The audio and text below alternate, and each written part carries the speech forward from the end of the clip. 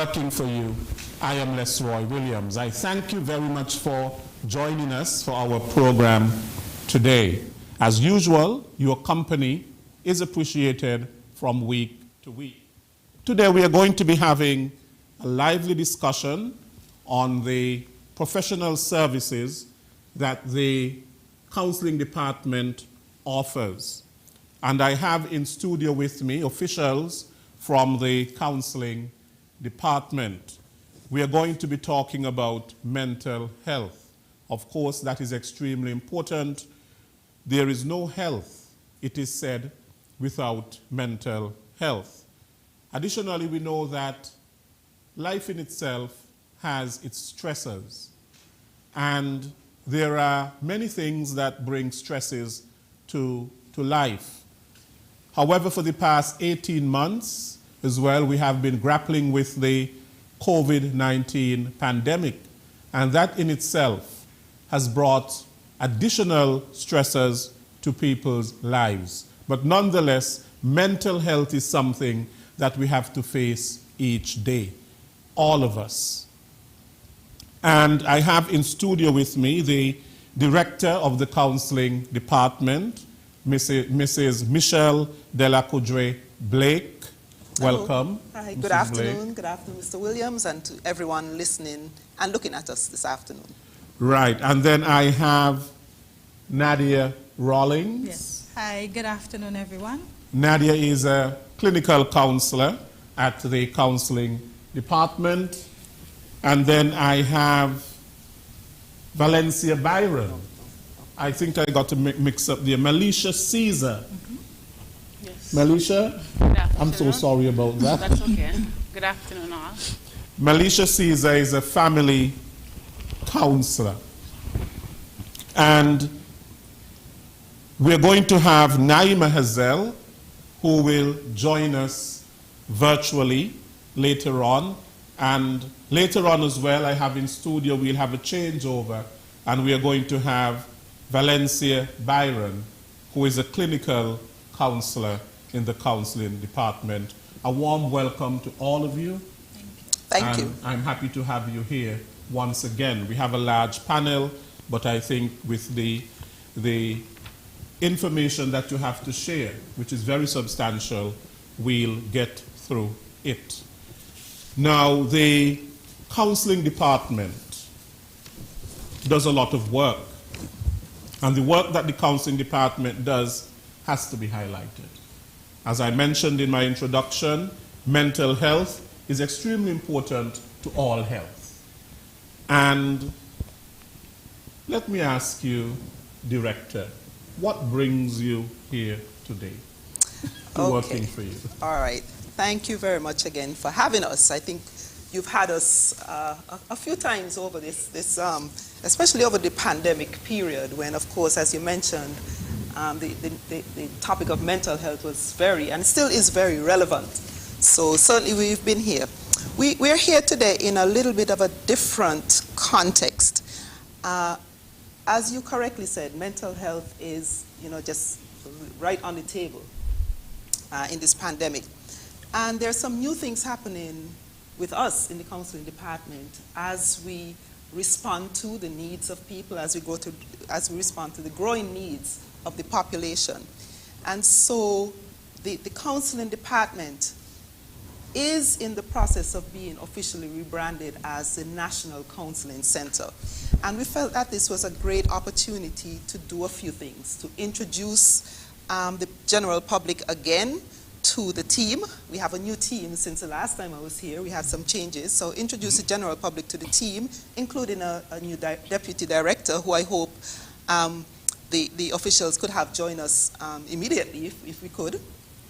So introduce the team, introduce people to what we do and how we do it. So again, because we are so focused on the needs of what is happening, especially now, we felt that it was important to reintroduce. We don't want to just take it for granted that people, know there's a counseling center, or in this case, a national counseling center.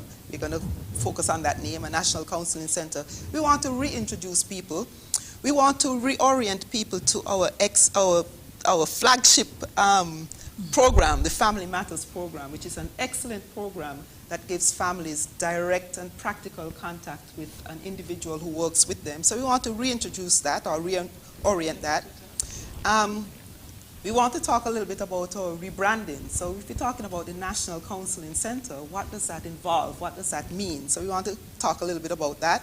We want to go into a little bit about how we envision our future, and just to give some general information. So it's a lot, there's a mouthful, there's a lot of information that we have, because again, as I said, we don't want to take it for granted that people are aware. We want to just sort of bring people up to date with what's going on with us, so that people can make the best use of our services. So in a nutshell, that's why we're here today. Right. You know that counseling is so important, but somehow people don't make enough use of the services of professional counselors. Why? I think it's because somewhere ingrained in our society is that if you go for counseling, you're crazy. But we all need counseling at some point in our lives. We just may be going through a very rough time in our lives, and we need someone to talk to. Not just someone to talk to, but someone who is going to empathize with us, and someone who we know we can trust. That is very important, and would keep what we say to them. A listening ear that people need. Now, you mentioned the rebranding of the counseling department and calling it a National Counseling Center. Now, what is it that you do? What are some of the services that you offer? All right. Well, before I go into that, though, I want to just talk a little bit about what you just said, because the fact is, and I hope my colleagues could jump in and, add as we go along, the fact is there has been a shift around how people see counseling and mental health services. And that shift, I think, has come because, one, I think there's an appreciation of the fact that mental health services isn't speaking about mental illness. It's speaking about exactly that, mental health services. And so what is happening is there is a streamlining of mental health services in just about everything, because it needs to happen. So because of that, we at the Counseling Center are finding that our services are being utilized just in a very broad way, in a broader way actually. And so when I'm going to talk about some of the services that we offer, I wanted to put that there as a starting point. The fact that there are shifting concepts about what mental health is. So what do? We do so many things. And the folks here are going to jump in and help me. So I'm going to start off with our primary focus. And primary focus is clinical counseling intervention. And that is why we have a team of clinical counselors. So you have myself, you have Naima Hazel, who is the Deputy Director, Clinical Staff. You have Nadia Rollins and Valencia Smitten-Byron, who have just joined us in the department as clinical staff. For those people who are aware of the department and how it functioned before, they would have known two other names as clinical staff. They would have known Zara Jacobs and Davin Francis, who have flown and gone on to other things. And so we are lucky enough to be able to secure two other clinical staff almost immediately after they left. So we have a full complement. So what do we do? First and foremost, we do clinical counseling. Now, clinical counseling involves interacting with people who need a particular service from particular training. So there must be training that supports the ability to help people resolve issues on a particular level. So clinical. What else do? We do workshop development and presentations. I'm not going to go in any particular order, but we do workshop developments and presentations. That's another thing that we are called on all the time. And that is because, again, the recognition that information and awareness and knowledge helps to bridge gaps. And so institutions and organizations are always asking us about workshop development and presentations and so forth. We do EAP services within the government. EAP is Employee Assistance Program, and basically what that says is if there is a situation where somebody is having difficulties for whatever reason, it affects their work. And as responsible employers, it's important for you to be able to provide assistance in some way. And so the government service definitely uses us for helping government workers through difficult situations. We do clinical assessments. Clinical assessments are often needed for the court, for law, for what other things. Clinical assessments are used to be able to give a picture, a clinical picture of an individual in a particular situation. And so our staff, our clinical staff, is able to use the relevant tools to be able to make some assessments about an individual. We do crisis management and response. So crisis management as it relates to natural disasters. We're in hurricane season, and so certainly our mental health professionals have been involved in helping people through disasters. And there's crisis management that comes as a result of trauma. So it could be that something has happened in a particular community where a particular community is impacted, or whatever may happen that causes trauma. So there's crisis response. We do some limited online and virtual counseling, and that is something that we are exploring some more, especially in our new reality. We do a lot of psychoeducational sessions. So we're always on TV and radio and someplace doing psychoeducational sessions. And psychoeducational sessions speak to providing information that people could have to be able to help to understand a particular issue. We are building our social media presence. We have some of that, but we are building our social media presence some more. We have our Family Matters services, which we are very proud of because that is such a very direct and practical way of working with families. So those are some of the things that we have when we talk about the things that we do. Those are some of the things that we do. And so you could see, Lesroy, why it's so important for us to broaden our scope. So it's not just counseling center, it's the National Counseling Center. Yes, and what you do, the work that you do impacts so many people.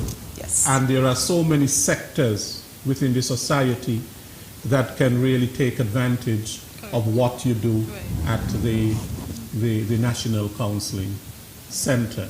Right. Because people go through their different types of problems. They say there are family problems.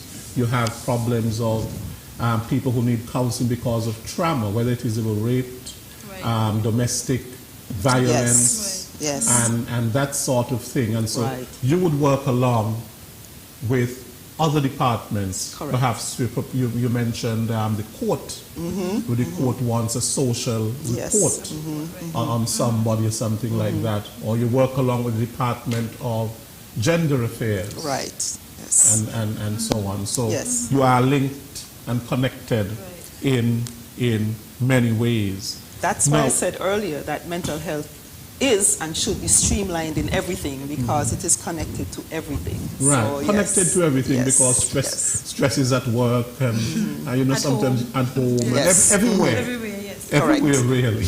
Correct, Yes. correct. It is also our goal to offer group counseling session because there are some persons who can benefit from that group interaction, not just individual counseling. So we are hoping to get into group counseling, if not this year, early in the new year. Yes, definitely.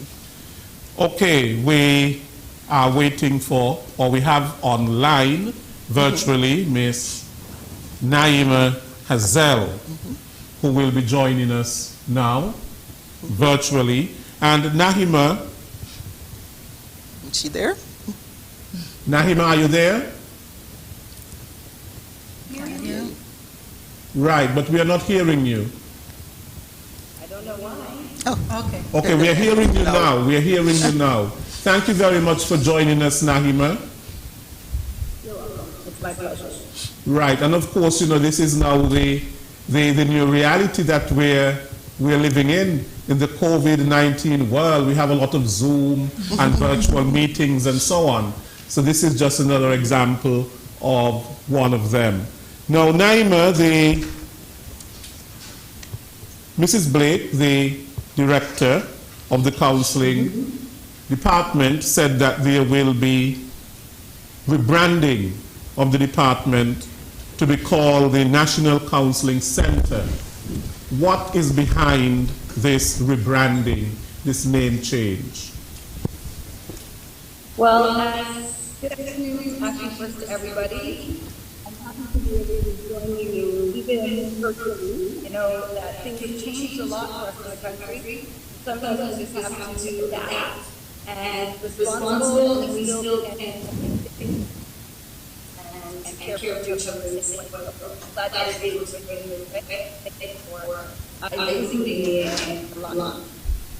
To answer your, as Ms. Blake said, there is a broad scope change to what we do. So even though people see the National Counseling Center in a very limited way, we are rebranding so people can see the work that we actually do, and looking at ways that we can deliver our services so that our resources are being properly utilized. So we want both our clients and us as practitioners to find ways that we can work towards mutually beneficial relationships and improve the service with the resources that we have and the needs that we're seeing in the community, which are ever growing every day. I know people think that a lot of people don't go to counseling, but actually a lot of people, everybody in the studio will be nodding their heads. We do not have free time. There is a lot of persons who come to counseling. So as we look towards our future, we see ourselves, and Cabinet obviously saw us the same way and expanded our scope to see us as a national counseling center so that we could look more closely at how we are assessing our value for service and how that will be defined in the future. For example, there are costs that are associated with the delivery of workshops, presentations, clinical assessments take a lot of time. So we have to look at how these things will be assessed. So that's something we're looking at coming to the end of our quarter. We'll also be looking at ways to incorporate other clinical activities into our work. As Ms. Rollins said, incorporating more group work, additionally incorporating referrals. You know, sometimes they feel confident because they have a lot of trust issues. People have a lot of trust issues. Often I find that interesting because people will say, oh, I don't go to the counselor because you can't trust people with your business. But they would tell 29 other people their business before they get to the counselor. And when they hear their business on the street, they assume it's the counselor that told their business. But really, counselors are legally bound to keep your business private, except for in mandatory reporting, if somebody's being abused or somebody is threatening to harm somebody or harm themselves or abuse elderly persons. So the way that we're broadening our scope, we're hoping to do that so people will get a better understanding of the services that we provide, if they need those services, and when they need those services, how to access them through either our agency or through different referral agencies.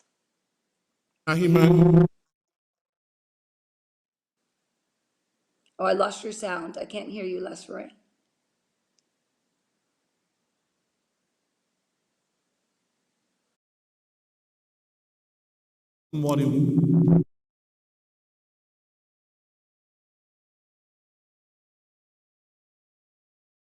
The professional services of the counseling department, what is the process?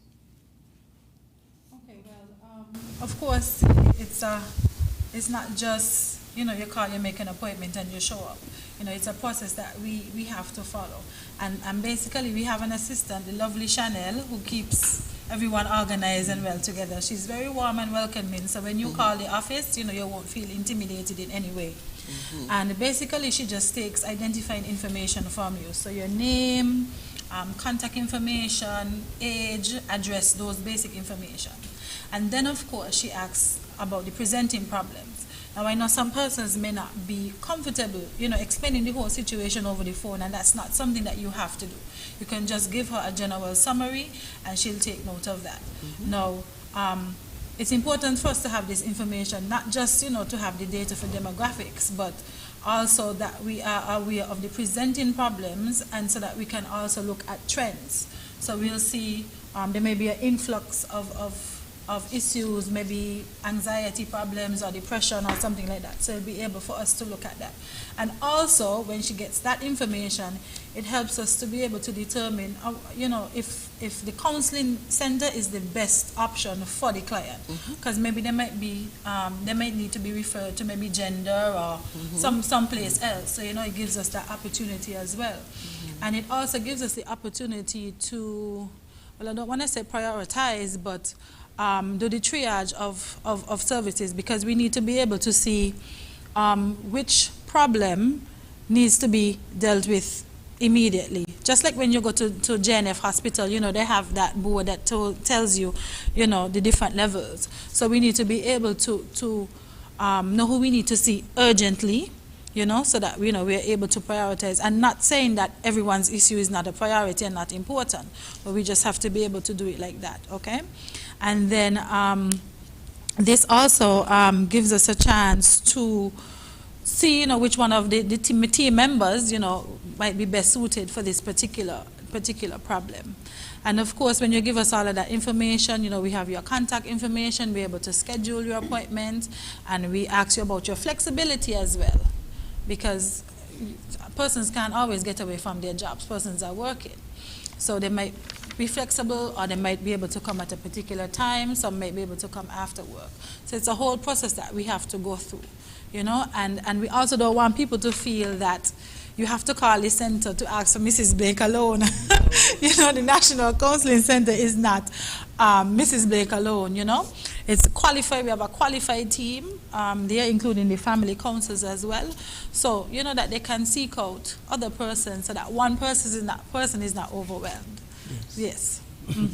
Okay, now you mentioned in terms of referrals, Nadia, and sometimes you may have to refer somebody to a psychiatrist.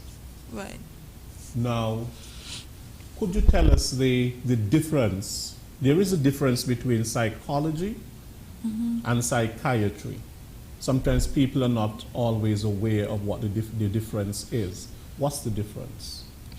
Well, I know for some people, simply put, they always say the psychiatrists are the ones that are able to give you the medication and the psychologists don't. So that's like the simple way to put it.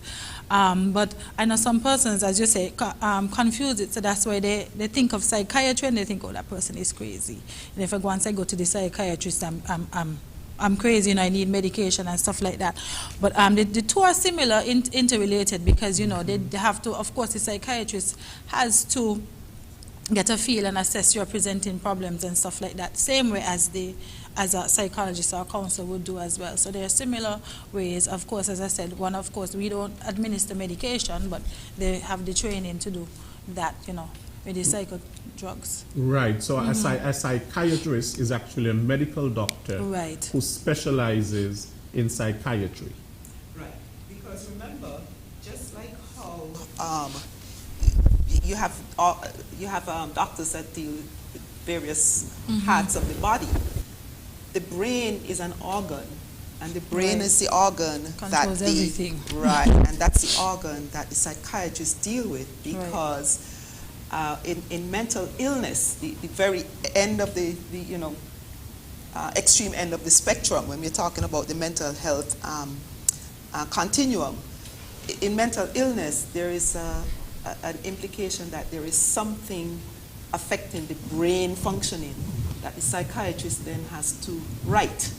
So it's hormonal sometimes. And so there's hormone and chemistry and so forth, because the brain is an organ, and when things go wrong with the brain, then it affects the entire body. Yes, and how the person functions. Right. So it's important for us to recognize that, because sometimes I think people are accepting of doctors doing everything else, doctors who dealing with aches and pains, in any other way, but somehow there is a resistance to looking at the brain as also an organ, you know, that could need assistance in functioning. So you're talking about certain mental illnesses, like schizophrenia, paranoia and Bipolar disorder. bipolarism and yes, so on. yes, Okay. yes. That really has to do with some imbalance in Correct. terms of chemicals Correct. and chemistry. Correct. And that imbalance can't be prayed away. That imbalance has to be dealt with medically. Right. I am happy that you mentioned this whole thing. I know this is not a discussion on, Yes. on religion or faith or anything like that, but Yes. we have a lot of these ideas and people have a lot of myths and all kinds of things in terms that certain things can be prayed away. But I Yes. believe in faith and science.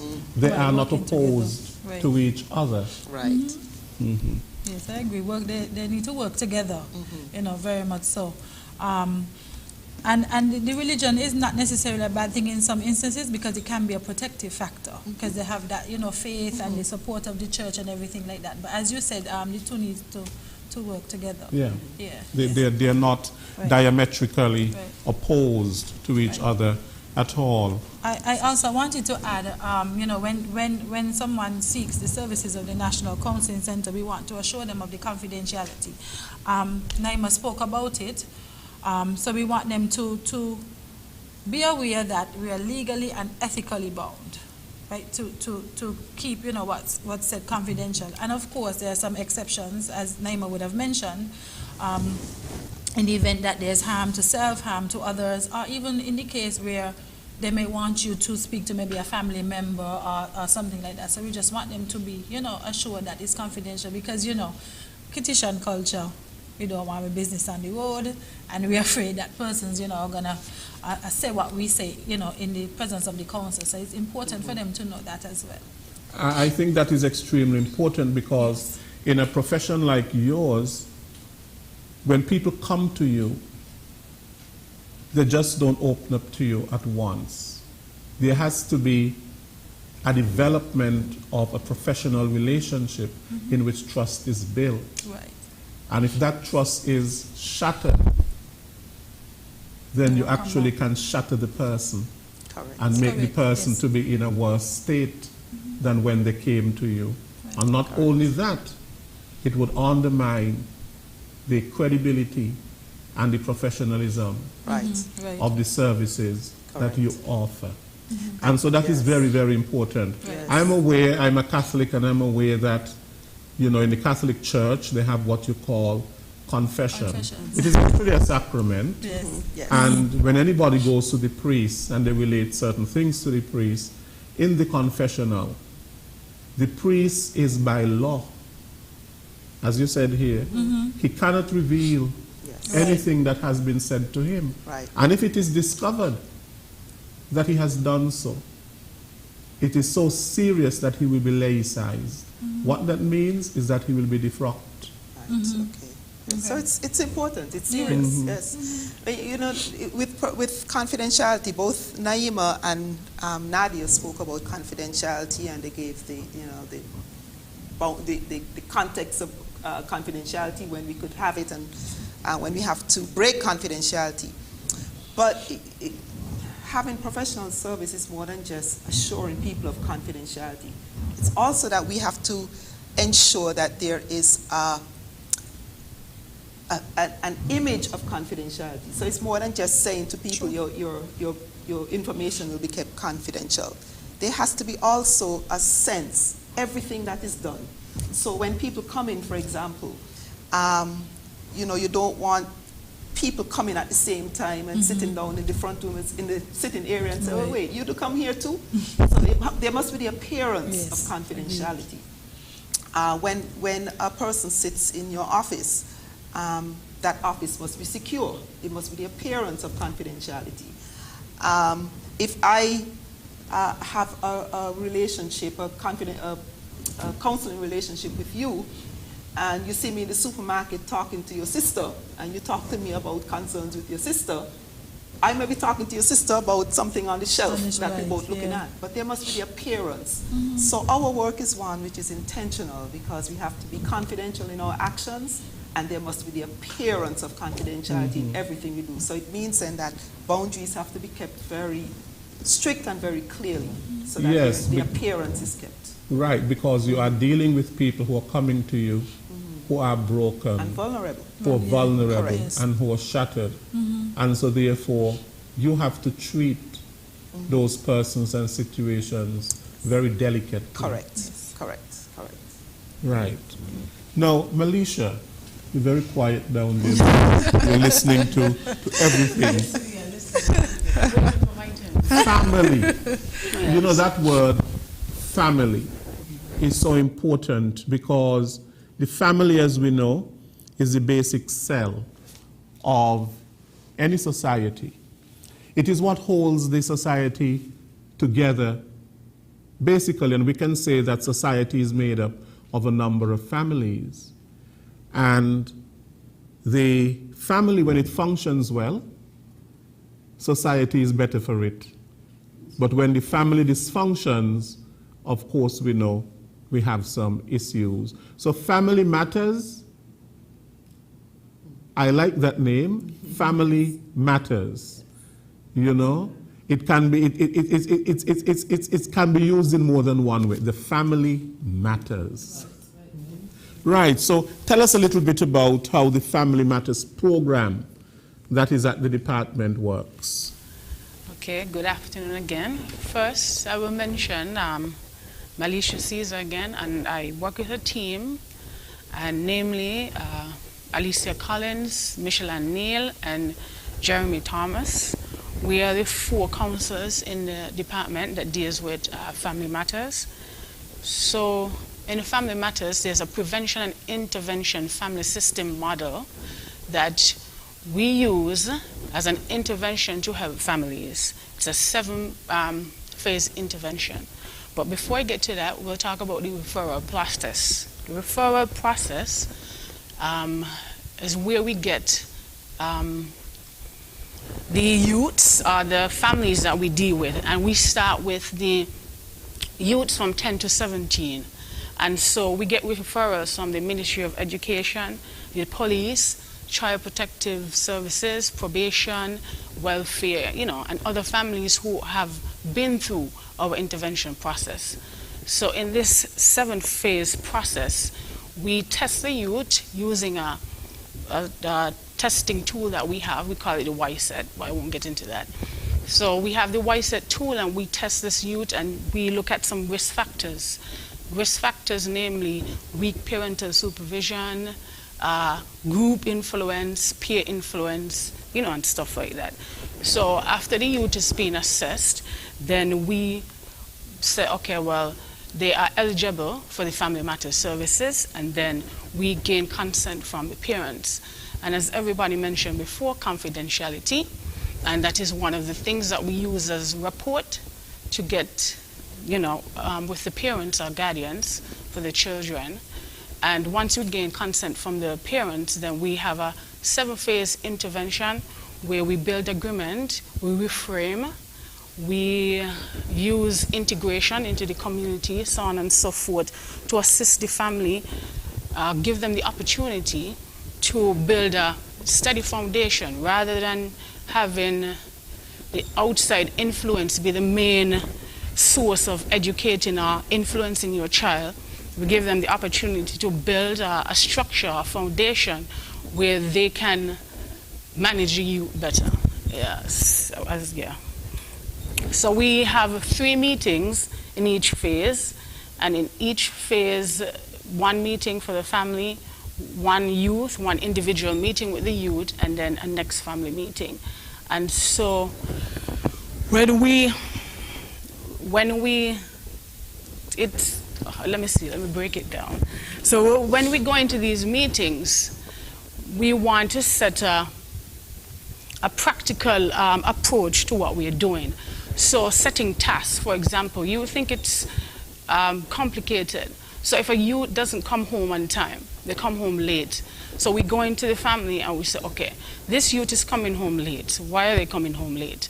What can the family in their structure or hierarchy do to make sure that this youth can come home safe?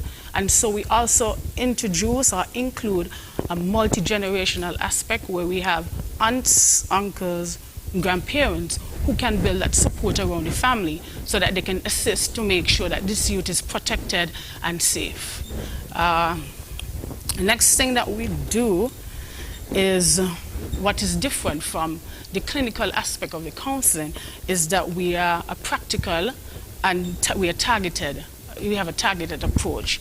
So we don't necessarily come in and deal with the individual per se. We look at the support system around the individual, which is the child, and bring everybody involved to bring that structure and consistency. Yes. Right. Now you mentioned, I like the word that you use, support. Yes. And that whole thing about the support network. But sometimes that is exactly where the problem is, and that is where the dysfunction comes in. Yes. Because the family member does not have, especially when it's a child, does not have that support or doesn't feel or perceive, the member perceives that he or she does not have that family support. And so therefore, feeling that way, then they certainly would behave in certain ways because they do not feel that they are supported. And that is important. Go ahead. The next thing that we look at when we approach a family is using the family strengths. We don't necessarily go in and say, there's a problem. We look at the strengths of the family and we use that. You start with the strengths. Yes. So if you have WhatsApp, for example, which is typical, you message your parents every day. So if he's coming home late, like we just mentioned, you give the task. When are you supposed to come home? What time? And, all the necessary functions that you need timely, convenient for the whole family. So building the agreement that you're supposed to come home at 9 o'clock, right? And the child must say, okay, mommy, I understand. Then if the child doesn't come home at 9 o'clock, some parents wait until the children come home and they start yelling or arguing. Using the avenues that we have available to us, which is a text calling, where are you? It is 9 o'clock, come home. If you're at home, walking down the road, it's 9 o'clock, come home. Your aunt lives next to the basketball field, and you know, or you have no neighbor, he's supposed to come home at 9, go and tell him, I say, come home. And these are the kind of support systems, simple things that we can implement in order to keep that structure and that flow in the family. So you're basically talking about as well, Melisha, positive reinforcement. Yes, exactly. One, yes. and also, reward for good behavior. Yes, and and affirming and complimenting the child when they do. So if a child comes home once out of 3 days early, you acknowledge that one day. That one day that they came home early, that's the foundation, that's the building block, that's the start of the change. So now that we have a foundation, then we could start building the walls. Right. Yes. Now, what makes that different to counseling? It certainly has a lot of practical aspects to it because very, very practical, and I think that is what is needed a lot of times. We're in a culture, and I must say this, we live in a culture where sometimes we don't always praise and give positive reinforcement. Yes. Children are only noticed sometimes, sad to say, when they do something negative. And so they do things that are negative just so that they can be noticed. And that is the sad thing. And also normalizing behavior. So normalizing behavior is very important in our intervention because some children would smoke, for example, and smoking as it is, if it's marijuana, illegal and bad for the health, then parents get a little too fidgety about children smoking. But as a teenager, we'd expect that teenager would explore and look at experiment and stuff like that. And so we now have to, as parents and family members, say, how can we change his mindset or his programming to know that? So it's educating your children and knowing, hey, this is bad, yes, but why? And how can we keep them safe? How can we educate them and be that stronger influence rather than having peers people outside, or things that they see on TV or the internet, be that. So we need that family structure so that the family says, hey, you're smoking, it's bad for your health, it's an illegal substance, it's not good for you, and you know, the repercussions that come with it. Rather but why would a parent go through all of that? That is probably what they're saying to themselves. And you hear certain things is, you either do what I say, you're under my roof, you're not paying the bills inside here, you're not any man in here, you're not any woman inside here, take up your things and go out of in here, or they put them out as soon as this. And these are some of the things that, I mean, we've all gone through it. We've all been told in different ways certain things like that. I mean, I know of a case right now where a mother put out her son because he's smoking marijuana. Now, is that a reason to put your child out because he's smoking marijuana? In fact, we live in a world now where they're talking about the decriminalization of marijuana and the legalization of marijuana and all of that sort of a thing. So once ago it was seen as a crime.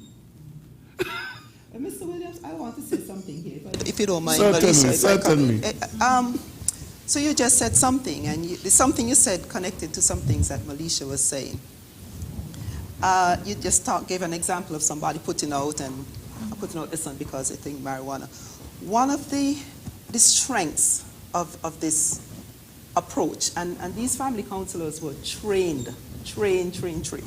One of the strengths of this approach is that it actively seeks out the positive things that the parents are doing, no matter how they're framed and crouched in something negative, and they pull it out and reframe it in a way that both the parent and the child get to the same page. So here you're talking about this parent who put out their child, and all of us respond in the same way that you respond. Here it is, it's almost legal and so forth. What we are missing is the parent's fear, concern, heartbreak about what could happen. So what we're responding to is the putting out of the child. What we're not responding to is the concern that the parent has, and no tools to be able to translate that concern into something that works with the child. That's where the family counselors come in. Yes, because you want the family to work. Correct. You do not want the family to dysfunction. And by you putting out that child, is not helping basically for the family to work. The parent put out that child because they've tried everything they could to try and keep that child safe, and they had nothing else. So the family counselors go in with practical ways.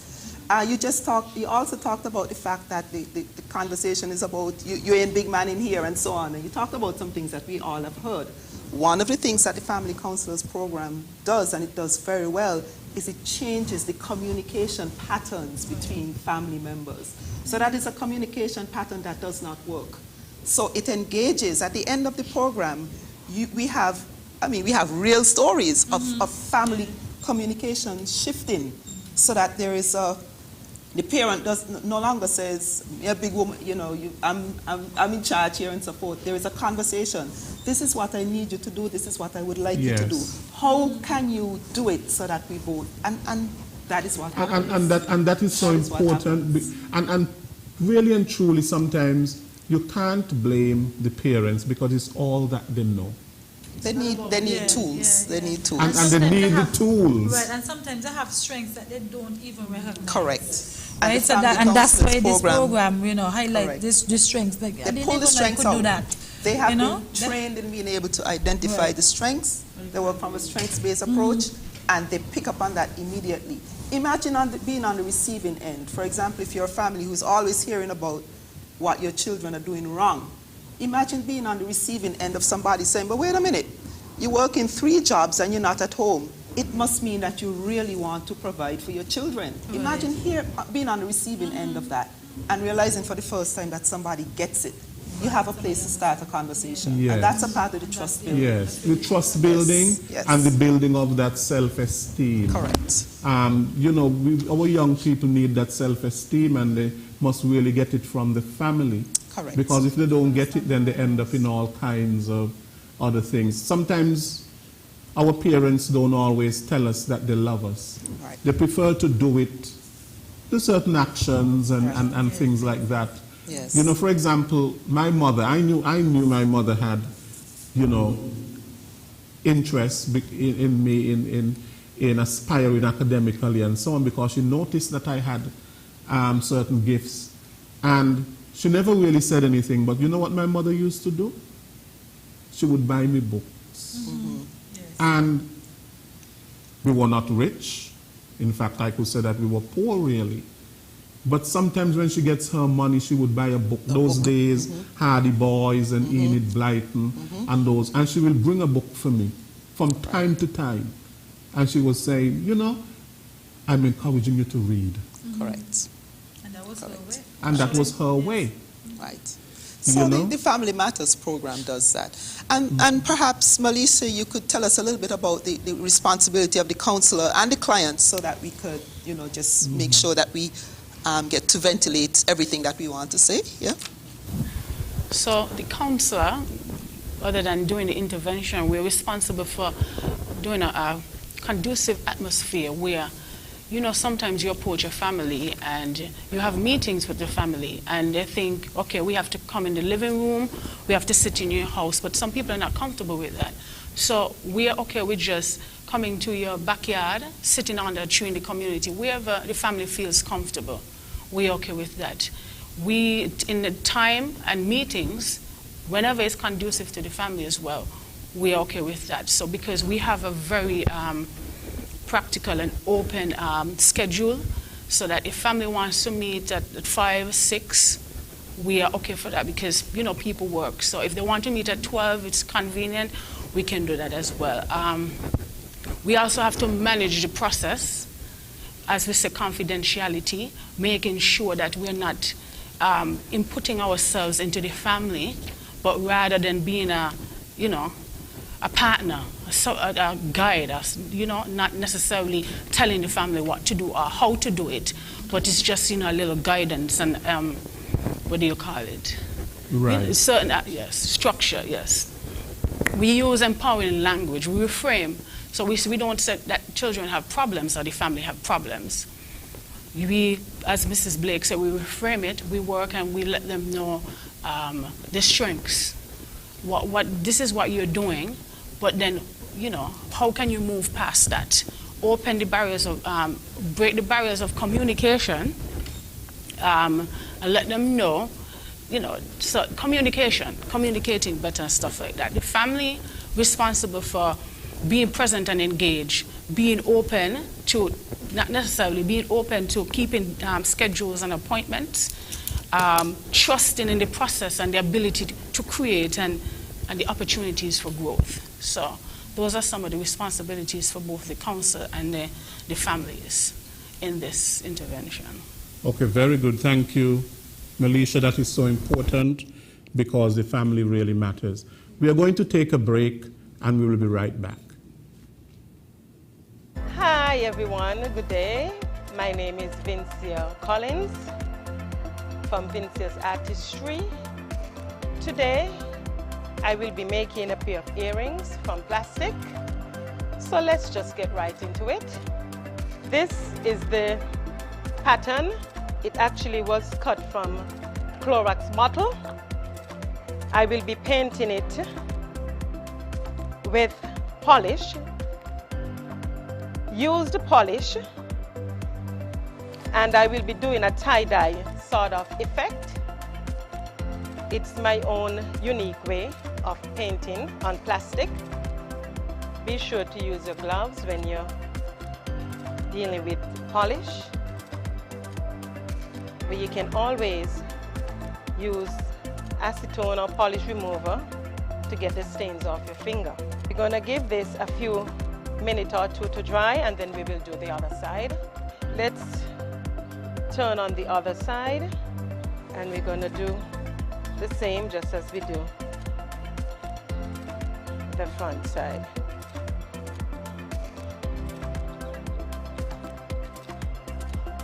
Look at that.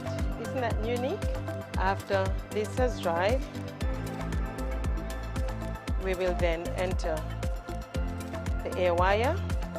Our earrings has fully dried, so we're now going to put in the air wire. So we're going to use the tip-in, and we're just going to paste the earrings. Put both of them together, preferably. And we're just going to paste right through. Okay, we're going to put in the rings.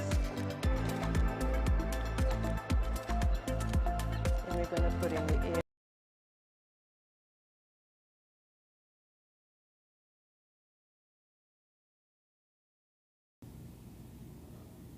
Okay, welcome back to Working for You. We have been joined by Ms. Valencia Byron, who is a counselor at the counseling department.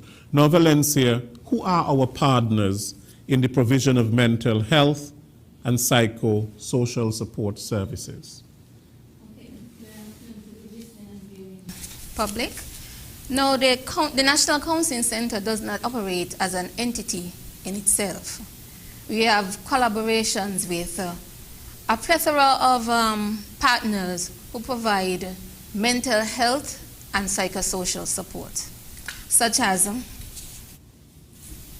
the Department of Youth, Special Victims Unit, JNF Psychological Services, Sir Arthur Lake Day Treatment Center that's located in Limekeel, Places of Safety for Children, including the New Horizons Rehabilitation Center and St. Christopher's Children's Home. We also partner with departments within the Ministry of Social Services and Gender Affairs, such as Social Services, Gender Affairs, and Probation and Child Protective Services, as well as the schools, in particular the guidance counselors. The guidance counselors are accessible, and they have been trained to manage some of the family issues that they may face, as well as they operate under the ethical code of confidentiality that we, the counselors at the National Counseling Center, operate under. Now, making referrals is done on the first session with the client. So the initial contact with the client, we'll do an assessment of their needs. And based on the needs, we'll then look at our partners to see which one of our partners will be better suited to cater to the needs of the client. Is part of our professional duty as counselors. And the process is a seamless process. It's a journey where we pass the information from one helper, professional helper, to the next. So the client would not have to be flustered, because in the end their needs will be catered to. And it also underscores our practices within the ethical framework that we operate under, where we don't bring harm to the client, but rather we make sure that we help them, and where we operate within our competence level, which is key to providing psychosocial support to our clients. Right. Now, Valencia, thank you. So it shows how the department is interconnected with other departments and institutions and organizations within the society, which is so important. Your partner agencies and how your work complements each other. Now, responsibilities of the counselor. I would just not say just responsibilities of the counselor, but the qualities of the counselor. Because a counselor must have certain qualities, you know. Mm-hmm. What are some of those? So, counselors, first, the counselor must be warm and inviting. And of course, my colleagues before stress the ethical code of confidentiality. That must be upheld, because that is paramount in the counseling process. That is what's going to drive the counseling process. First, the counselor What you mean by warm and inviting? Does it mean that, you know, here am I, I'm coming, I'm well dressed, I'm looking so handsome, and so I hug up and I kiss up and all of that? Oh, is that no, what no, you no, mean? definitely no. Okay. No, definitely not. Okay, thank you. No. We don't forge emotional emotional attachments with our clients. That's a boundary that we do not overstep, okay? So then we, of course, warm and inviting, meaning that you must be able to engage the client make the client feel comfortable, provide a safe space for the client to be able to reveal information to you, private information to you, whatever information they want to share that would help the therapeutic process along, right? So that they'll feel safe that whatever I say here to this lady or this male, it's not going to leave this room, right? So that's part of the confidentiality and the qualities of the counselor. So as part of creating that conducive atmosphere, the counselor must ensure that they are non-judgmental as well, and not to infringe any of their personal biases, beliefs, value system, anything like that onto the client, right? And to accept the client for who he is and their reality, and help them to process the feelings, normalize the situations, and get an understanding as to what is happening to them so they can be able to help themselves, build up their strengths, motivate them to see that help is necessary and we are here for you and we are in this together. Because, you know, therapy is an alliance that you're forming with your client. It's not going to work by the counselor alone. The client as well has to be engaging and be a part of the process so that the process can work and benefit the client.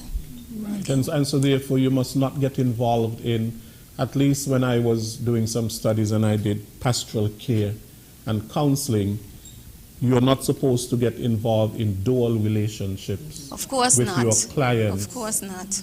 And also it is not advisable to have your family members and very close friends as well, or your boyfriend and your girlfriend come to you for those sorts of professional services. Yes, and that's you know a why? conflict Because of interest. it's a conflict of interest. You're in a yes. dual relationship. Right. Neither are you supposed to enter into a relationship with the person with whom you're counseling. And sometimes they even tell you, you know, a few years must pass before that can happen, right. and things like that. So, you know, you don't want anything at all to come between you and your client in terms of the professional relationship. Right.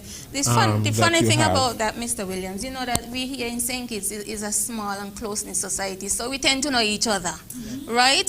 So at the center, when clients present themselves, we sort of like a screening amongst us. So if I know the person, I would not have that person as a client. They'll be referred to another counselor. So the clients can be sure of that. When they come to the center, they are not going to be coming to somebody who knows them. We try as much as possible to get away from that. Yes. And there's some who will come to you because they know you. Right. And would appreciate that. I'm comfortable with you, so I can speak to you. Yes. But as Valencia says, we try now. So we'll, as you said, that screening process, that's why we have that whole intake process. So if I see the name, I don't think I could do this, I'm too close to this person, you know, so maybe Mrs. Blake can take it or Valencia can take it, you know, so we try not to do that as well. And the counselor, in my knowledge, must not reveal their biases, their personal biases, and so on towards people. So, for example, suppose two persons come to you who are in a same-sex relationship, and they come to you for counseling.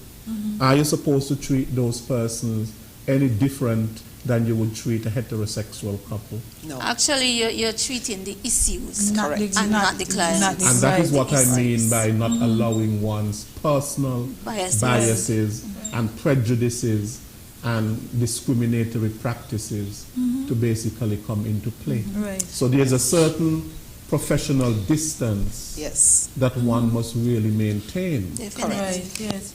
If at all you absolutely cannot maintain the professional distance for whatever reason, so for whatever reason, you know, first and foremost, you're human.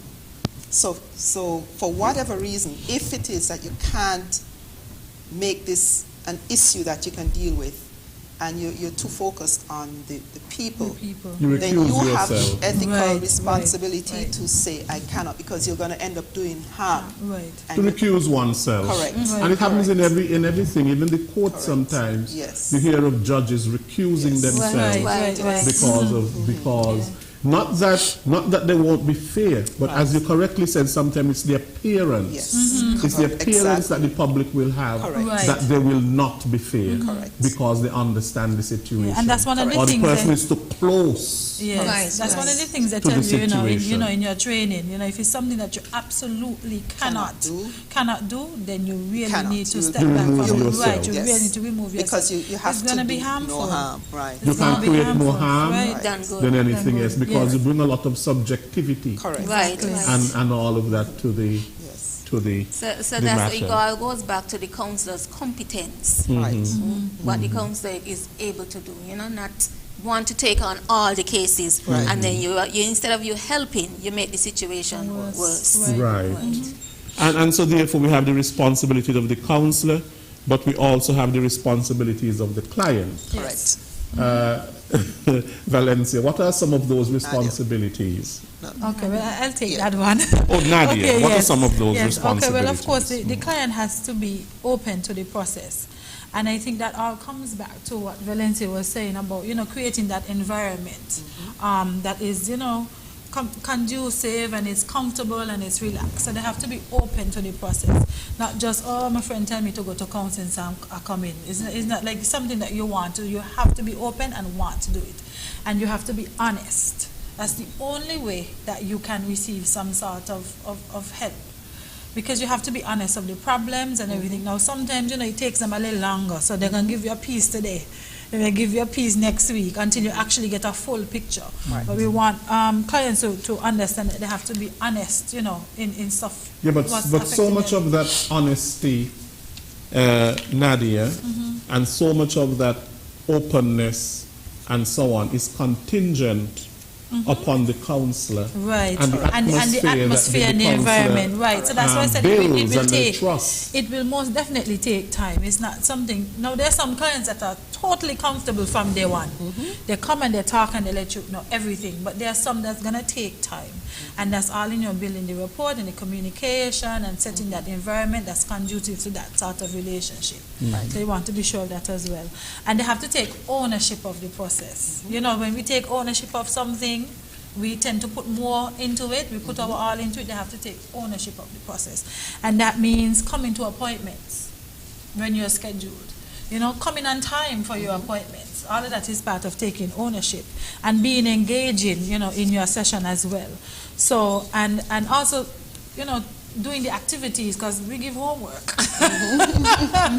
We give homework. Some persons may not know that. We give you stuff to go home with, some homework activities and stuff. So you have to be, take ownership of the process and engage in all of those various things that we talked about. And of course, seeing the process through.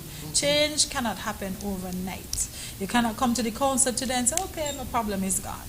You have to follow through to the process, with the process. So don't just, it's not a quick fix. It's not an overnight process. So you have to, tell yourself, you're going to be here for a couple sessions, 6 sessions, whatever, how many sessions. So you have to follow through with that as well. So it's important for them to know that as well, yes. Sometimes there are certain barriers to what you're trying to do. For example, somebody's coming to counseling, but at the very same time, the atmosphere in which they live and which they thrive. And so therefore, here they're coming and they're hearing something, but then they go back into the very same atmosphere and so on. And that really can retard the growth and development of that individual. That's true. Sometimes you find it happens in especially affairs of the heart, relationships and things like that. You have an abusive partner, maybe, and you feel that you have the need to go to counseling, but then at some time you fall back and you say, oh, this person is so nice and so loving, and so on, so on, so on. And then all of a sudden you're telling your counselor, I want to stop, I don't want to continue, because I think the problem has evaporated. But the problem basically has not evaporated. The problem is still there. Yes. And so sometimes you may have more challenges in helping that person to continue. Or even maybe a situation where family members or persons close to them may say, I'm not seeing any change in you. Why are you going there for? So it's almost like it's discouraging because they don't recognize that it's a process. You can't expect your loved one or your family member to just change overnight. That is correct. Right, but the person who is going to counseling, I believe, as well, they need that support network as well. Yes, yes. Unfortunately, not everyone people has to it. Encourage them, and stick with it. Stick with it. Do not give up, because it is so easy to give up. Yes, yes. Because working on oneself is one of the hardest things to do. Correct. Yes, and when you're getting discouraged from every angle, it's kind of hard for you to focus and, say, I'm going to continue this process, especially when you're hearing, oh, you're not changing, nothing's, you don't need to go and those kind of things. So it's kind of hard, because not everybody comes from a support or have a supportive environment. Yes, Valencia. Yes, that goes back to the role of the counselor. That which is so critical, that the counselor has to be the one that guides the counseling process along. And because the counselor understands the dynamics of change and how humans change, right? So the counselor will be the one to motivate this client to change. So they'll build up on their strengths. Look at the strengths that they have hidden in them and point them out to the client. Motivate the client to keep working on the strengths, giving them coping skills, all of those. Give them a little psychosocial education, right? So that you can help them to understand and empower them. So that they too can realize, okay, all the negativity may be coming to me from my environment when I get home. My counselor is telling me this. And within myself, I realize certain changes. Although they might be little, the counselor is celebrating them with me and helping me to get to that big milestone where the goal that I set out to achieve in counseling has been successfully achieved. Right. Now we are going to go to the phone lines. We're going to continue our discussion, but just to see if we have persons who want to, join in the discussion that we are having. The numbers to call are 466-2666. That is 466-2666, 662-8674, 662-8674, 767-4765, 767-4765, and the overseas number is 1-239-645-4500. That is 1-239-645-4500. We welcome your calls. Right, so Valencia, the Family Matters program, which we heard is not, it takes a different angle. We had Melisha here, who was explaining to us all about the Family Matters program, and quite interesting is that it is not necessarily counseling. It takes a more practical approach and so on. Now, in that program, what is the responsibility of the counselor and the client? Yes. Well, I think Melisha said it's somewhat similar. Yes. It's somewhat similar in terms of, as she said, creating that environment, creating that rapport with the client. So there are some similarities, of course, because it's important for you to establish that, rapport and that conducive atmosphere, as Melisha would have explained. Now, they're a little different in terms of, we might be in an actual office, but, they're willing to do, let's sit down on the block or let's sit under the tree, and that's their atmosphere that they work at, just to get the families a little more comfortable. And, of course, she talked about, managing the process, and similar again to what we do as counselors. So there's a lot of similarities in that program as well, even with the responsibilities of the clients themselves. Because all of us, they have to take responsibility for the process and be willing to that as well. Correct. Okay, you were going to say something, Valencia? Additionally, the counseling is more, let's say, secluded, for want of a better word, right? We are in a room, and we are employing different therapeutic methods towards the issues that the client might present. And it may take a little longer, and it's more talk. And the clients may have more analyzing, more exploring, and stuff. It's not as practical at that end as the Family Matters. The Family Matters would have more practicality towards it. Okay. Okay, right, so the counselor has responsibility, the family has responsibility. because then you're talking about the group now, Right. the family unit, so important. Now, I know that we have treated extensively the living in, we have a call. Working for you, good afternoon. We lost that caller. So much of our lives these days and the lives of people all over the world are consumed with the COVID-19 pandemic and virus. Never before, I think, within a century, have we had such discussions every day about this. Working for you, good afternoon. Hello?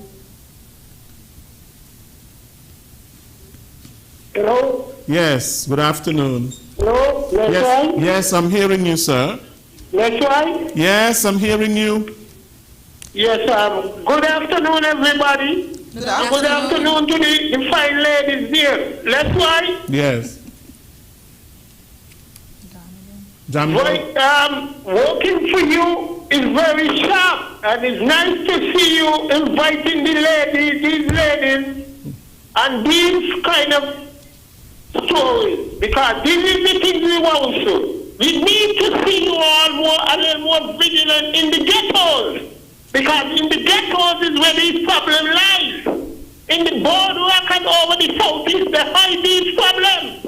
But in the ghettos, these problems end up right on the street. That's why, thank you to the ladies again, and thank you for working for you to the poor people to educate us. Have a good day, that's why, and the ladies. Yes, thank you very much, Jam Down, for your positive contribution.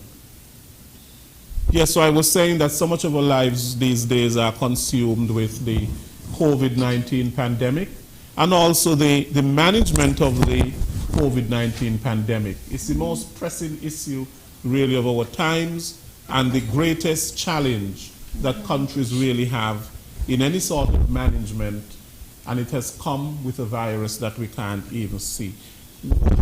How are your services impacted in this COVID era? Yes. Well, let me speak a little bit on that. One of the strengths of counseling is that face-to-face interaction. Yes. Because counselors read what is going on with the individual in a space. So the individual is there, you're able to pick up on nuances, on nonverbals, on things that are relevant to the issue. When COVID came and we had to shut all of that down, we missed a lot of the processes that we needed to have with our clients. Nevertheless, we have to go on. So we're lucky in that we're able to have some face-to-face contact with clients again, because again, that's the best way that clients are served. Well, for many of them. Some clients prefer online because of various things and so forth, but I'll get to that. So we're able to come back into office. So we of course have had to adjust and adapt to what is going on. And so, of course, we have the non-pharmaceutical protocols in place. So everybody has to come in with a mask. We have the hand sanitizing and so forth. One of the things that was one of the most important changes we made is how we schedule. So our scheduling is a 50-minute hour, and we're very precise with that time. We have a 50-minute hour. So how it was in the past was, most of us felt most comfortable with starting on the hour and going to 50 minutes after. And so clients would come in, somebody for me at 11, somebody for her at 11, somebody for her at 11, and they'd finish at 11:50. So the crossing would happen, not very extensive, but it will happen. So in an effort to try and make sure that we minimize that now, we are doing scheduling on the quarter hour for each counselor. So I may have someone coming at 11 to 11:50. You may have someone that would come in at 11:15 to, what is that, 12:05. And Valencia may have somebody who will come in at 11:30 and until 12:20. So it's 50 minutes. So you'd notice in our timing that nobody meets anybody. All right? So we get a chance to make sure that the office is free of people. It also allows us more time to clean down and make sure that we do all the wipings and so forth. So you don't have a lot of people crossing anyway, and in between the time frame, you have the ability to wipe down all of the surfaces that need wiping down. And we have expanded our virtual, I talked about it at first, and we have Ms. Hazel, who is our deputy, who is excellent with our virtual, in our virtual space. And so we do have options for virtual counseling, and some people prefer that. There's some people who are immunocompromised and who don't feel comfortable going out to mix with other people, or for whatever reasons they don't feel comfortable being out. For some people where they are, it's just easier for them to be able to log on and just, so we have virtual counseling. So these are the things that we have been doing to try and make sure that we are as COVID compliant as possible. Certainly with the Family Matters, I'll speak to Family Matters. Again, Malisha would have talked to you about the fact that they meet families where they are. And certainly in this COVID era, they had to shift how they met families. They had to meet families on virtual platforms and try and make the best of that situation. So it's about making sure that we manage the situation as best as we could. And certainly for us, as I say, one of the things that works best for us is our scheduling, so that everybody has that space to come and go without meeting anybody else. Yes. And COVID has made it difficult, especially with the wearing of masks, because I like to look at you, straight on. I like to see your facial expressions. Now you're only seeing your eyes, I like to see smiles or whatever reaction. So it's kind of difficult, with the mask, but it's something, we're just going to have to work around, and we're adapting to. It's very difficult. The online, I guess Naima could speak more to the online. She's quite comfortable with online, the online counseling. But online too, you miss it, because I can't see you tapping your foot, or I can't see your little nervous gestures or stuff like that. But I mean, as we say, is adapting to these changing times is something that that can't avoid. The online as well comes with its own ethical issues. Correct. Yes. Right? Because this is a different ball game now, where the client is on the other end, and you have no clue who is in the room with the client, what they're feeding them, if the client is being honest with you, and then again, recorded. So it comes with its own ethical challenges. It does, and sometimes too, I've seen things where there have been certain slip-ups, especially if we're using Zoom and using camera and things like that. And sometimes an image comes across that you really should not see. And it can be rather embarrassing. Yes. Because you have the possibility of hacking, because persons are able to hack into Zoom, and it's challenging is to find a platform that is safe. As I said, I guess Naima could speak more on how she manages the online, but it is challenging. It's difficult. You have to be very careful with online. So Naima, can you hear me? Are you there? I'm here. I've been here listening to the counselor. Yes, you wanted to share a little bit, Naima, in terms of the online platform that is being used for counseling. We can't hear you. Yeah, I am mainly currently our online counselor, which actually for me, I know most of the counselors not familiar with online are used to it because it's something kind of new. But to me, I actually see a lot of the benefits of being online. For me, I see the benefits for clients. Some clients can't get in. Sometimes it might be a condition. So if I have a client who's a depressive, it's very hard for them to motivate themselves to get up to come to the office. They make a million excuses as to why they cannot come into the office. It creates a lot of levels of anxiety for them as to why they can't come in the office, but I can counsel them laying in their bed. So I can have a client who's literally laying down on their pillow, but they will do their 50-minute session. So for me, it actually creates an accessibility. Also for younger clients, a lot of the like younger students, college students, even high school students, they much prefer, some of them, the online platform for them. For clients who are in quarantine, and they need help, that's a great platform. And then, of course, when there is disruptions to service in office, there is no disruptions for me when I'm doing online counseling.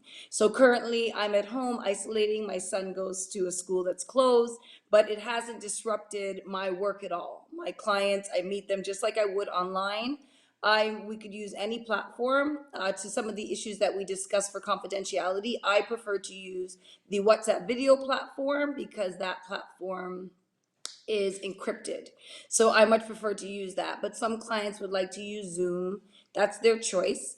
I don't usually think of it the concern of other people being in the room. That would be that client's choice if they feel like they want to expose themselves and their private business to the other people in the room. That would be their personal issue. But I don't tend to find that we have very many issues when it comes to connectivity. I think it's just a new way of doing counseling and a different way for those that it works for. Some of my clients love to be in office, and so they'll take online counseling, but they much prefer to be in office. So sometimes you have to use both modalities just to meet people's needs. But other than that, I think it's a new option for us looking at where we are in the COVID age. And of course, I also don't have the issue of masks. So when I'm online with my client, I can see all of my clients' facial expressions because I can't give you COVID through the screen. So then I don't have to worry also about risk, and they don't have to worry about risk that when you're in the office, you do have to wear your mask. We do wear our mask. And so that also limits your interaction, which is one of the challenges we have with COVID counseling.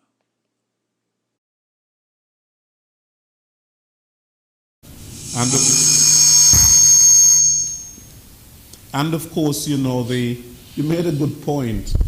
A lot of times now we really can't see people's faces, and it affects, you know, yes, what we can see in terms of their expression, yes, and their smile, or if they're frowning, and all of that sort of a thing, because everybody now is masked. Yes.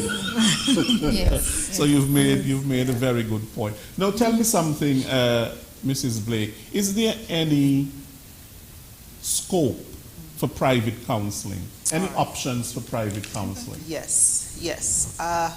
So, you know, we've been talking today about National Counseling Center, and we've had a rich discussion as to why we are expanding our, you know, our name and just our services, right? What we do and so forth.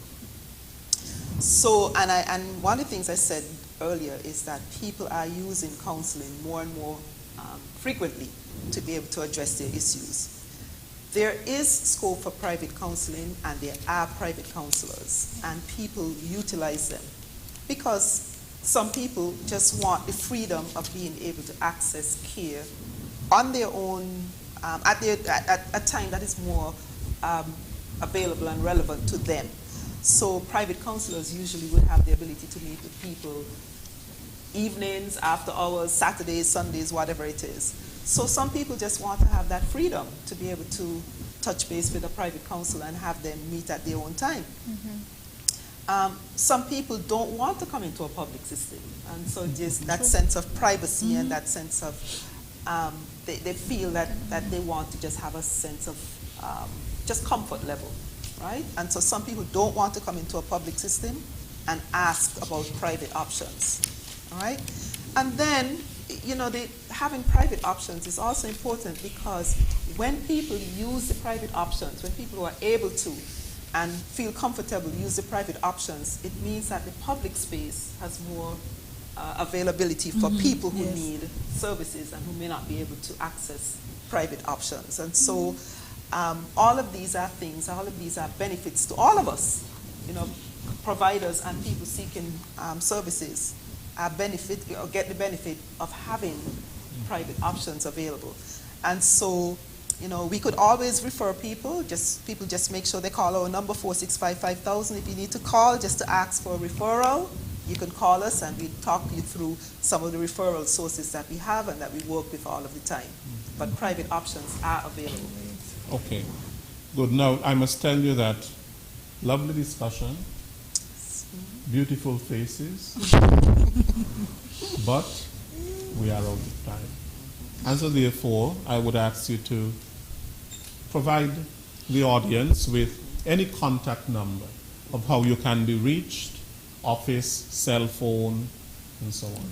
Well, I'll close off with that, but perhaps if we could ask the councillors to kind of wrap up with some of the words, and then I'll close emphasize off. anything that you would like the public to know, anything that you would like to emphasize before we leave.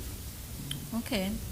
Like we said before, these are challenging times because we are now in the pandemic almost 18 months now, and we realize there's a spike in anxiety and depression. So we just want to encourage the listening and viewing public to come on out to the National Counseling Center to seek professional assistance. Rather than stay behind closed doors and struggle by yourself, it is important for you to break the silence and seek the help despite the stigma and reach out for that assistance, because you can function well if you get the help to deal with the mental illness or condition that you're struggling with. Okay. Yes, I too also want to encourage people to reach out, for that help. Far too often, many persons have done it alone. And just to let you know that we are there, the center is there, and you've heard about all the services that are offered. So, we just want to encourage you to take advantage of these opportunities and these services. As we say, you don't have to do it alone. These are very challenging times. For some persons, things are not getting better, but we just want you to know that, there is help for when you need it. Okay, right. Mrs. Blake, before you go there, I want to ask one question. Okay. And you probably, I don't know if you know what it is, but do you have any men, clinical counselors, in your department? Not at the moment.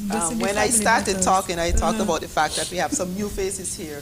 We had a wonderful partner, clinical counselor, in the face of Mr. Davin Francis, who recently left this service to come back in a few years, but he's gone to further his studies. And so at the end of the day, we as citizens of the country would benefit from the pause and the break that we have here. So we don't have any clinical male staff. We have one male on the team, and he is a part of the Family Counselors Program, Mr. Jeremy Thomas. So he is an addition in the Family Counselors Program. But other than that, you have a team of women serving everyone. Okay. Sometimes we don't want to give the impression that counseling is a female-dominated profession. Yes. And that men can be counselors as well. Of course. Just like we have the stereotype of nurses being female, but there are also male nurses. Right. Maybe that should have been my wrap-up statement, to encourage males to get into the profession. Yes. Right, and sometimes you're looking for men who can understand the problems of men and perhaps be better able to counsel men. And I don't know, but Yes.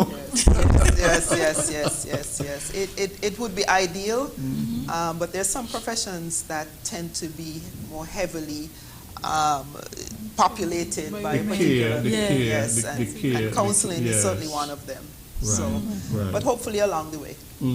I just wanted to wrap up by hoping that we achieve something here today. Our goal here today was to bring additional information, was to inform, was to reorient, was to, just let people know how things function. And I hope that we're able to do that today.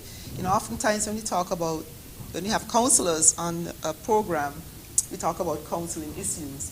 And so we really wanted for people to have a sense of how we function, for people to have a sense of the scope of work that we do, for people to have a sense of the fact that what we do is intentional, that everything we do, so many things we talked about here today, focus on the intentionality of our work. And so we always think it's important for people to have education and information. And when you have education and information, it helps with your choice, with choices that you make. So we hope that we are able to do some of that today, just in terms of a reorienting about the counseling services. I just want to close off by giving our numbers. I think a lot of people have our numbers, but our main office number is 465-5000, and that is the office number that we could reach at. We also have a cell phone, 662-8086, that sometimes people prefer to use cell phone to cell phone, and that is often manned by the administrative clerk at the office. And so we have contact points. So 465-5000, the main office, and 662-8086. We could be reached for people to maybe get clarification on some of the things we talked about today, or just get some more information. Yeah, do you have an email address that people can probably send something to? Do you have that? We are still working on that as a part of our social media, so that we have our counseling center media email address. But other than that, we have email addresses of all of the counselors who work here. So that may be a little bit difficult to give here, but again, just in terms of if you need any more information, 465-5000, and we're able to. Or do you have a hotline number that people can call, maybe if they're in crisis and they need crisis counseling? No, that is something that we hope to be able to, again, manage later. Right now, 311 is the number that is associated with the COVID crises that people have been experiencing. And 311 has been very effective in connecting people to us in that crisis. Okay. But just in terms of general crises, we continue to evolve and look at what services are needed and address that. Okay, yes. Good. Well, I just want to thank all of you. It's been a long time since I've had 5 persons on my panel, but we were able to manage it. So I want to thank you very much, Mrs. Blake, for coming and for heading this panel today in terms of the Counseling Department, soon to be rebranded the National Counseling Center. Naima, thank you so much. Your presence, was very encouraging. Yes. And that smile of yours, of course, is always so bright. And thank you so much for sharing on the virtual platform, something that you are very comfortable with. And we just want to wish you all the best at the Counseling Department. Thank you, Nahima. We thank Valencia Byron as well for coming and sharing with us in terms of the family and the Family Matters program as well. And we thank Nadia. Nadia, thank you. And we thank Makisha Caesar. She was here on the panel, but we had to work it out, so there was a switch. I want to thank all of you and to encourage you and to thank you for the important work that you are doing. People need somebody to talk to. Definitely. They need somebody to listen to them. And sometimes that is all that is needed. To lift somebody's spirits, to make them feel good about themselves, to make them feel whole, and integrated into society and things like that. It is something that we cannot underscore enough. And as you correctly said, Mrs. Blake, more and more people are understanding this. Yes, indeed. And they are to be encouraged. So thank you so much. Thanks for having us. I want to thank all of our listeners to today's program. I want to thank you, Jam Down, for calling in and giving such positive feedback in terms of the program and the need that you see, especially in what you call the ghetto, quote unquote, that there it is that people have needs for counseling and so on. Thank you to all of you for joining us. Next week we will be back with another Working for You program. Until then, I am Lesroy Williams. Take good care.